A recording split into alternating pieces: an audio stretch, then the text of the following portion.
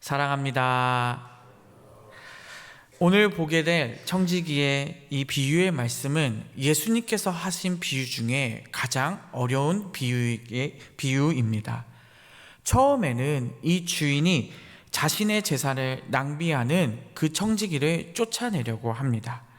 그런데 나중에는 부정직한 일을 이 청지기가 하게 되는데 그 청지기를 보고 이 주인이 칭찬하고 다시 불러들이게 되기 때문입니다. 이 말씀을 잘못 보게 되면 예수님께서는 불의를 허용하시는구나 라고 생각할 수 있기에 이 비유의 말씀은 굉장히 어려운 말씀입니다. 하지만 이 비유를 통해서 예수님께서는 확실하게 말씀하고 계십니다. 예수 믿는 사람들은 하나님의 방식대로, 하나님의 지혜대로 선택하며 살아가야 한다고 오늘 본문을 통해 분명히 말씀하십니다. 오늘 말씀을 통해 우리가 하나님의 지혜 안에서 우리에게 주신 것을 아름답게 사용하는 우리 모두가 되었으면 좋겠습니다. 오늘 본문 16장에 들어와 이 1절의 말씀을 살펴보면 오늘 본문을 들어야 하는 사람이 바뀌는 것을 볼 수 있습니다. 바로 제자들에게 이 말씀을 하신다고 이야기하십니다. 앞서 15장에 잃은 양, 드라크마, 이 탕자의 비유들은 다 그때 당시에 서기관 세리와 죄인들에게 하는 말씀이라고 하셨습니다. 그런데 오늘 본문 말씀은 제자들, 매일 말씀을 듣고 같이 살아가는 바로 옆에 있는 사람들에게 하는 말씀입니다. 그렇게 솔직하고 이 제자들에게 하나님의 지혜를 가르쳐 주기 위해 오늘 본문을 설명하고 계신 것입니다. 오늘 본문을 자세히 살펴보면 주인은 청지기를 두어서 자신의 재산을 살피게 합니다. 재산을 관리하게 한 것이죠.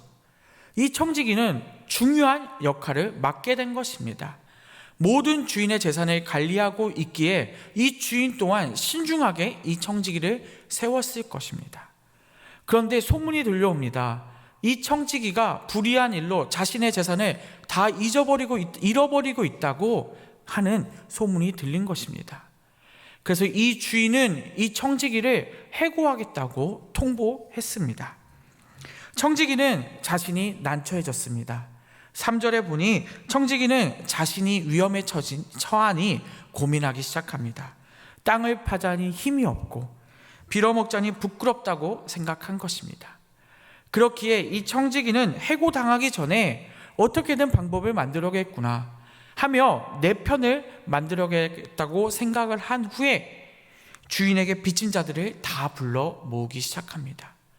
그리고 한 곳에 불러 모으는 그 빚진 자들의 빚을 청산해 주기 시작합니다. 깎아주기 시작한 것이죠. 주인에게 빚진 자들에게 베풀어 주면 나중에 자신을 도울 거라고, 자신을 영화롭게 할 거라고 생각했기 때문입니다. 채무의 양을 다시 듣고 모든 문서를 작성하기 시작합니다. 이것은 주인의 돈을 부정직하게 자신의 임의대로 탕감을 해준 사건인 것입니다. 해고당한 후에 자신이 이 사람들에게 도움을 조금이라도 얻고자 그렇게 한 것이죠. 그런데 놀랍게도 이 일을 주인이 듣고 나서 이 주인이 오히려 종을 해고하지 않고 이 청지기를 불러들이고 심지어 칭찬까지 하게 됩니다. 칭찬의 이유는 오늘 본문 말씀에 자세히 기록되어 있지는 않지만 우리는 추측해 볼 수 있습니다. 많은 사람들이 이야기하는 것을 한번 가지고 왔는데요. 먼저 이 빚을 탕감해 주었기 때문에 사람들이 이 청지기와 주인을 칭찬하기 시작한 거 아닐까요? 주인이 오히려 이 빚을 조금씩 덜어주었으니까 이 주인이 칭찬받을 수 있었다는 것입니다. 또 볼 수 있는 것은 청지기가 탕감한 것이 원금이 아니라 이자라고 보고 있는 사람도 있습니다. 이때 당시 시대에 빚을 기록할 때 원금만 기록한 것이 아니라 원금과 이자를 함께 기록했습니다. 물론 구약 시대 때는 이자를 받는 것 또한 죄라고 되어 있습니다. 하지만 이 시대 상황 속에서는 이 청지기 역시 원금과 이자를 같이 기록해서 빚을 받았던 것입니다. 그래서 실제로는 원금을 잇는 것이 아니라 이자를 잇는 것이기 때문에 아무런 손해가 없었다는 것입니다. 또 볼 수 있는 것은 자신이 만든 수수료를 붙였는데 해고를 당하게 되자 자신의 몫을 덜어서 사람들에게 빚을 탕감해 준 것이라고 볼 수도 있는 것입니다. 정답을 완벽히 고를 수는 없지만 제가 말한 이 모든 사건들이 또 맞다고 해도 이것은 분명 잘못된 방식인 것입니다. 하지만 여기서 우리가 중요하게 봐야 될 것은 이 명확한 사실을 통해 말씀을 봐야 합니다. 예수님께서는 방법이 잘못되었더라도 이 불의한 청지기에게 본받을 것이 있다고 분명히 말씀하고 있기 때문입니다. 그 시대에 살아가는 하나님의 자녀들보다 이 방법이 잘못된 불의한 청지기가 더 지혜롭다고 오늘 본문에서 예수님이 말씀하고 있기 때문입니다. 그렇다면 방법을 다 접어두고 이 청지기가 한 행동이 무엇일까요? 먼저 이 청지기는 자신의 잘못을 깨달았습니다. 그 주인을 통해 해고하겠다고까지 들었는데 그 자신의 잘못을 뉘우치고 바로 그 말씀에 순종하며 주인의 책망을 듣고 자신의 상황을 바로잡기 위해 행동하기 시작했습니다. 물론 방식이 부당하고 불의했지만 자신의 미래를 어떻게든 바꾸기 위해 이 청지기는 행동을 하였다는 것입니다.